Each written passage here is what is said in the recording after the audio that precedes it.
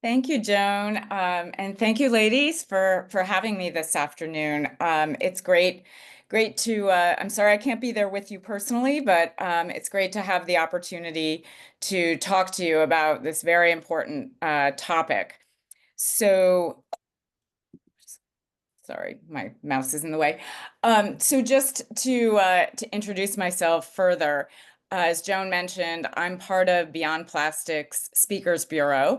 And if I know you're an affiliate of Beyond Plastics, so I'm sure you're pretty familiar with our mission, but we are, as you know, a scrappy organization, little, but doing big things across the whole country. We now have over 160 affiliate groups, including yourself. And our mission is really to end plastic pollution everywhere. And we're really focused on single-use plastics because that is the part that is really unnecessary and it makes up almost 50% of all plastic that's out there. So today I'm going to just cover two broad topics, but the first is really kind of defining what the problem is and talking a little bit about the implications for pollution, climate change, environmental justice, and health. And then kind of finishing up with some how you can become an advocate, what actions, what are some of the success stories. So we'll end it on a high note because I know sometimes this topic is, as Judith Inc., our president likes to say, people run from her at cocktail parties when they see her coming. So I'll try to keep it upbeat. But first, it's no secret that, plastics are everywhere we look today.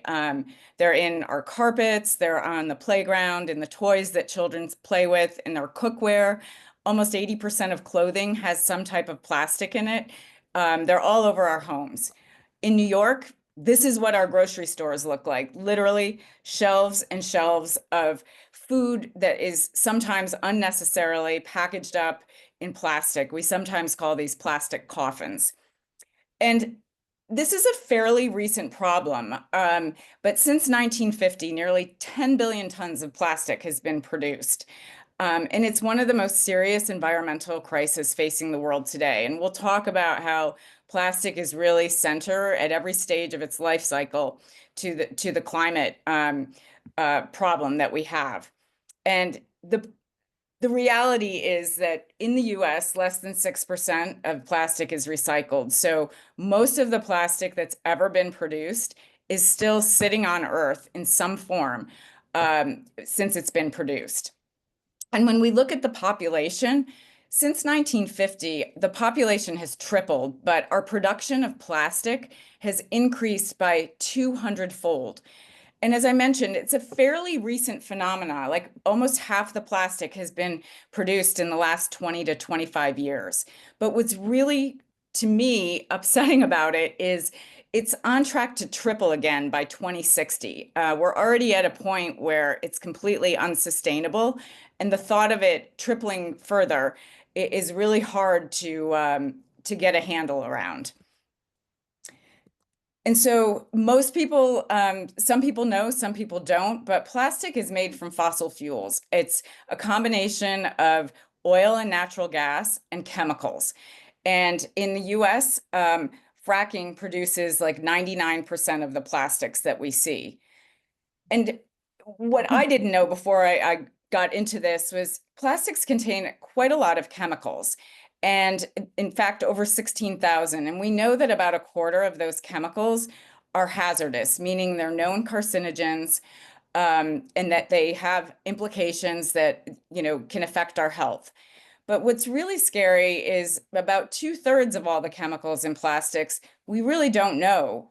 We don't have any information on them. We don't know if they're hazardous or if they're not. And so those are kind of what we call the unknown unknowns. And it becomes very hard to regulate plastic because there are so many chemicals in it. As soon as you pass a law to, prohibit certain ones, they can easily be replaced by similar chemicals. And so we're working on, trying to get legislation approved or over the line that thinks about it in families of chemicals rather than individual ones, because it's an almost impossible task to, to pass legislation banning so many of them that are hazardous. But when we look at how plastic is produced, this is basically a chart that shows how hydraulic fracking, and which is basically a process of pumping millions of gallons of water with sand underground to fracture the bedrock and extract gas. And so this is, as you can imagine, an extremely energy intensive process. It also involves many, many hazardous chemicals that get released into the air and into the soil as a result. And it has a big impact on the communities that are near where these plants exist. These plants are very expensive to build. And this is what it looks like. This is ethane, the gas that used to be flared off into the air, but the industry figured out a way to capture it and again bring it back and combine it with this hydraulic fracking process to basically produce the basis of what makes plastic. And when we look at the impact that this has on the environment, right now we're somewhere between 2019 and 2030, but during the life cycle of plastic, the equivalent of probably about somewhere 250 coal plants is what is being released into the atmosphere of carbon. So we like to say plastic is the new carbon. And if it was its own country, it would be the fifth largest polluter in the world. It's a massive, massive problem, the way it's produced and the fact that we're producing so much of it, and much of it is unnecessary. It has a huge, huge impact on the environment. And we're spending billions and billions of dollars to create these fracking facilities. They come into communities with the promise of bringing jobs and stability, but what they really do is bring a lot of health problems and pollution into the areas where they come. And there's three main areas in the US where most of the fracking exists: in Appalachia, in Texas, and in Louisiana. And so let's take a look at Louisiana, because this is where it gets a little bit upsetting. So there's a 85-mile stretch along the Mississippi River that goes from Baton Rouge to New Orleans that is literally known as Cancer Alley. There are close to 200 petrochemical plants that dot along the river, and they're located oftentimes in fence-line communities. And when we look at the implication of what happens to the people that live around these facilities, they're at a 95% higher risk of cancer from air pollution. And they have all kinds of other spikes in problems, health problems, everything from reproductive problems to outrageous rates of cancer and many, many respiratory problems. And so we're looking at, communities that have the least amount of resources to fight back against very, very wealthy companies, and government giving them incentives to put these facilities in Louisiana. So there's a very upsetting video called "Why Louisiana Stays Poor" that talks about how this has been, a premeditated and known, problem of why these plants exist, and all the tax benefits that companies get for putting them in Louisiana. But it is a huge environmental issue, which, I wasn't aware of before I learned about it. And these communities are, with some success, fighting back, but it has been a very, very long and hard battle. And the implications and the damage that has been done is quite significant to the communities that are surrounded by these facilities. But it's not just the production of plastic that has an impact on the environment. Really, every stage of its life cycle has an impact. And there's a great documentary called "The Story of Plastic" that kind of talks about this in a lot of detail. But let's take a look at where plastic goes at the end of its life, if you will. And it's no surprise that, plastic harms the poor at both ends of its lifespan, both in its production as well as its disposal. So most garbage and plastic included goes to landfills. In fact, 79% of garbage. In New York, we have the honor of having the most landfills of any state. We have 25. We're running out of space for all of our garbage. And so obviously all the chemicals that are in plastic then go into the earth, right? Because they're sitting in a landfill, as well as they go into the air. Because the one thing I didn't mention is the chemicals don't stay bound to the plastic. They actually uh, can leave it and then be transmitted into food, into soil, into the air, et cetera. And so when it doesn't go to a landfill, it oftentimes ends up overseas in communities, again, that lack resources and wealth. And so waste picking, there are approximately 20 million waste pickers in the world. They tend to be people that are women. And oftentimes they're, weeding through this garbage that's full of chemicals with their children. And so it's, again, it's a situation where it's impacting, from an environmental justice standpoint at the beginning of its life cycle and again at the end. And the reason why plastics don't break down is because they're built to last forever, right? Some of the benefits of plastic is that it's durable and it has many good uses, but for single use, it's not really our best option. And so we like to say plastics don't break down, they break up. And they break up into smaller and smaller pieces. So a macroplastic is something visible to the eye, like about the size of an eraser head. And then microplastics are a bit smaller, and nanoplastics are not visible to the eye. But what's important to know here is microplastics can enter our bloodstream, and there's been a lot of articles all over the media recently, and for the past several years actually, that talk about this. The other thing that happens is that wildlife mistakes some of these pieces of plastic for food and they consume it. And so there's also a lot of disturbing scientific studies that look at the insides of animals after they've passed away and they have tons and tons of plastic in them. So, so this is part of the reason why plastic is still with us today, just because of the way that it's designed. And so there's not a single place in the world that microplastics haven't been found. And so this just shows they've even been found in snowflakes. So they're literally everywhere because of the amount and the overproduction of plastic that is happening. And so what this looks like is, 14 million tons of plastic per year entering the ocean. And so that's the equivalent of 2 garbage trucks a minute.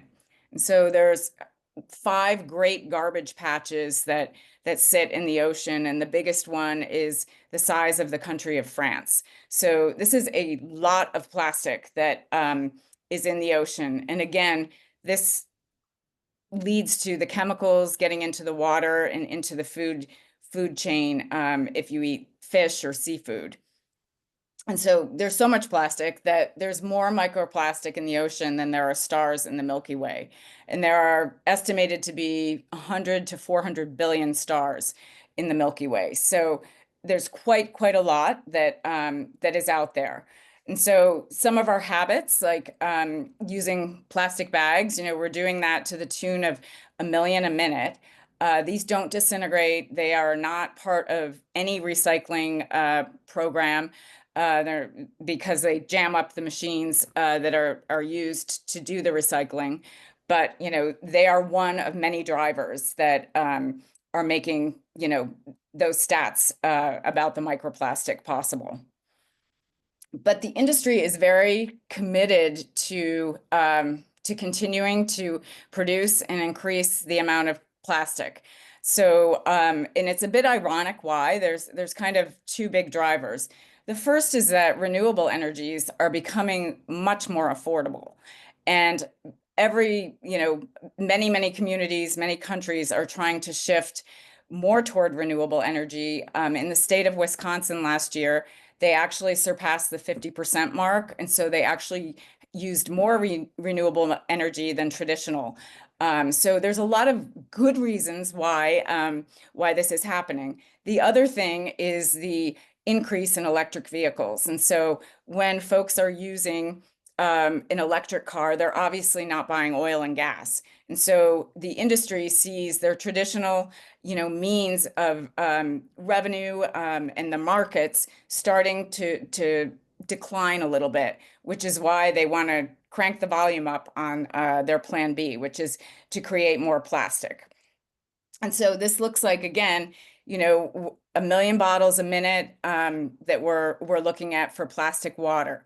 And again, these bottles, most of them sit with us somewhere in the environment today.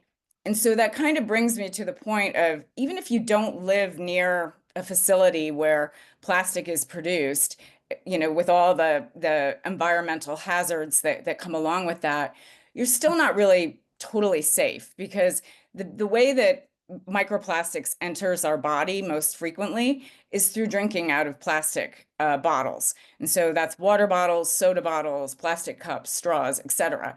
And so, there's study after study that shows, but this is a fairly recent one from last year, just the amount of microplastics in a single bottle of water. And so it's not surprising that we have found microplastics really all over the body. And, most recently there was an article about the amount of plastic found in the brain. The brain is the organ that absorbs it more so than really any other part of the body. And it's a pretty alarming trend, if you will, because we don't fully know what the implications are of having this much plastic in us. And so this movie is an excellent movie if you haven't seen it. It's narrated by Ted Danson, who you probably all know from Cheers and from other things he's done. But it basically follows a family of 4 generations and tests them for microplastics in their body. And it won't spoil it, but the youngest person in the family has by far the most plastic. And it was determined even that in the womb she was she grew before she was born with plastic in her. So it's this is something that will continue to increase as we continue to make and consume more plastic. But it's not just the microplastics that are kind of an alarming problem for health implications. It's also the forever chemicals, and these are kind of classified as PFAS, and they are just that. They stay around forever, and they're found in many, many things that that we use on a daily basis, our furniture, anything that's kind of water resistant, etc. A lot of cookware has them. So these chemicals also are tied to many, many different types of health problems. So everything, it's no surprise that the spike in diabetes has been in the last 20 to 25 years, similar to the spike in plastic. A lot of research being done on Alzheimer's, on autism, has a very similar spike in the increase as plastic and all these chemicals, which are endocrine disruptors during development, but also have known carcinogens in them, causing a lot of these problems, including reproductive problems as well.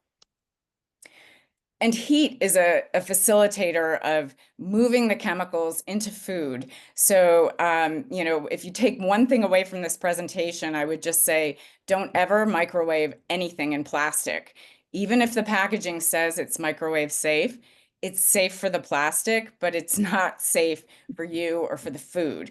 It is a way to accelerate the chemicals into the food by heating it. And that would go also for like bottles of water or beverages that are stored in sunlight or in the heat. That would accelerate the movement of some of these chemicals into the food.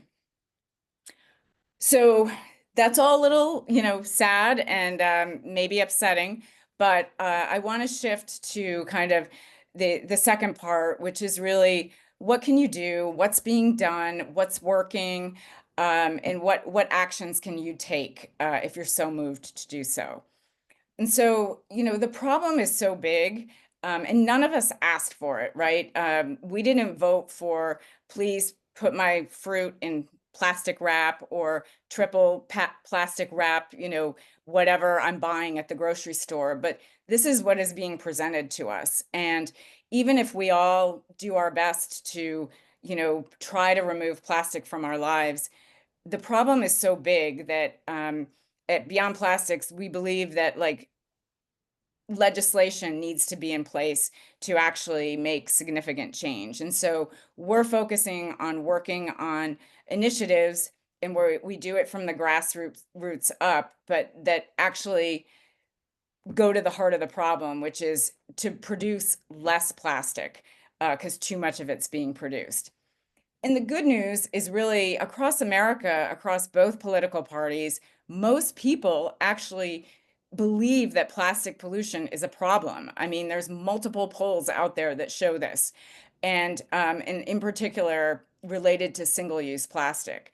And it's not surprising because we do see a lot of litter. We see it in, near the ocean, but in many communities, and certainly all over New York City, there is a lot of plastic waste on the streets.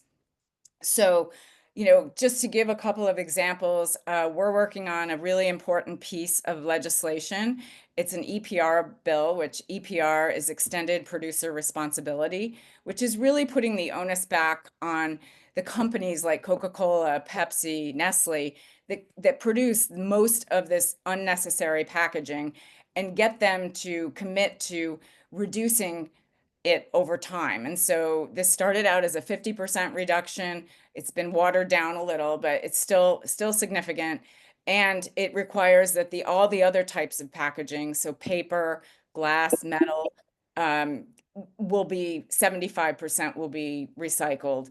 And it bans 16 of the most toxic and frequent chemicals. So this is moving along nicely. It passed last year in the Senate. We ran out of time in the assembly, but we are working really hard on it. We take trips up to Albany. We have one coming up May 7th. And so we see this, happening in other states as well. And just, across the US, bag bans have actually been quite successful. Does someone have a question or? Okay, sorry, I'll keep going. And I know that you're in Iowa, you're not allowed to pass these, but just wanted to show in New York City the impact that, we passed one in 2020, and we've decreased by 2/3 the amount of plastic bags that show up in our trash stream as a result of it. So they actually do work. And we did see the stat of 1 million bags a minute being used and, sitting in the environment. I also want to highlight, like, I'm super inspired to see young people step up. This is Sharon. She's a high school student in New Jersey. They started a chapter of Beyond Plastics called New Jersey Youth. They are working on a very similar piece of legislation that's moving nicely. That's Sharon at their state capitol doing a press conference. It's called the New Jersey Packaging, Paper, and Stewardship Act. Driven because 82% of the garbage in New Jersey on the beaches was plastic. So again, it's in people's face, but they're working on a lot of initiatives. They're doing stuff to, with food takeout, just they have an Instagram account, a newsletter. But I do have a lot of hope in that when I see young people like Sharon and her team really step up and start to make a difference. So wanted to cover like a case study that is available on our website. I'm not sure if you've seen it, but I think a great example of how you can start in the community to think about the idea of introducing reusable. And so this covers 4 different facilities that Meals on Wheels works with, and I'll just talk about one of them. which is called SEMCAC Community in Minnesota. And so SEMCAC is a senior nutrition center. So their goal is to help make sure healthy meals get to a senior community. They have 7 locations. They're doing 150 to 300 meals a location.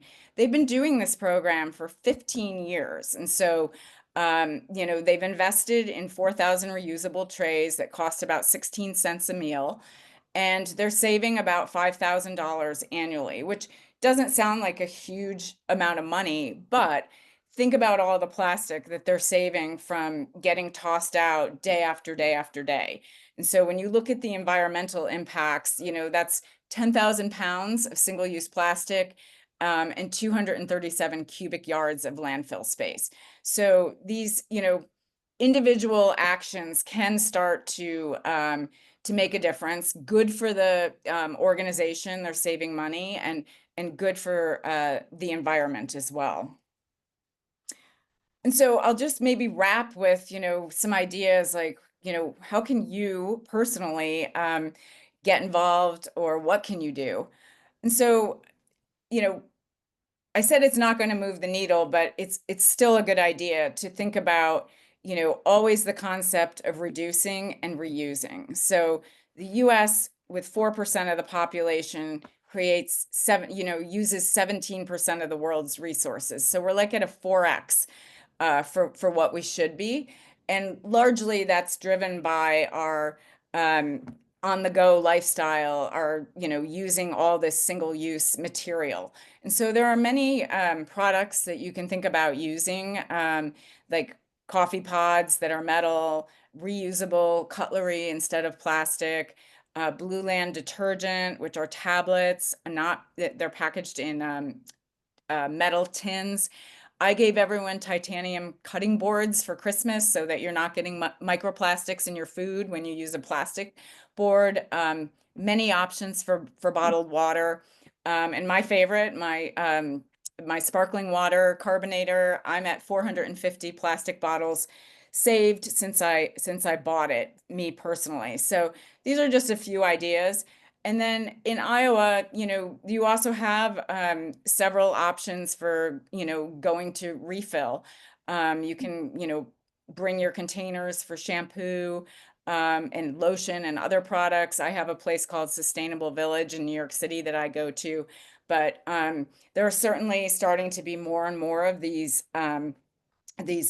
idea of, reducing but also reusing containers in your life. So there's that. And then, again, these are all community kind of playbooks, if you will, that we have for thinking about how you can start to make an impact in your community, whether it's going to one restaurant and saying, hey, at takeout, don't give a plastic knife and fork unless somebody asks for it. Don't automatically put it in, because most people throw those out. Or it could be going to a dry cleaner and just educating them on how they could reduce the amount of plastic. There are lots of different ways and lots of different playbooks that are available to start on some initiatives locally. But one that's really been quite popular, especially throughout New York, is the idea of hosting a movie screening. In fact, on Sunday, I just did a talk at a church that showed We're All Plastic People Now, and it was a really good discussion. But there are many, many others that are happening. These are just some of the movies that are being used to kind of drive the discussion and being shown in some of these settings. Stolen Springs is made by a 17-year-old New York City high school student, and it talks about the production of Poland Springs water and what that looks like on the environment, on the roads, and et cetera. So again, just ideas that can help drive awareness. And then finally, obviously, I'm sure most of you are already on our mailing list, but if you haven't gone through the training, we have advocacy training coming up May 3rd and May 6th. There are 2 courses that can just, one, increase your own knowledge about the problem, and also give you further ideas about how you can act as an advocate to move change forward in your community.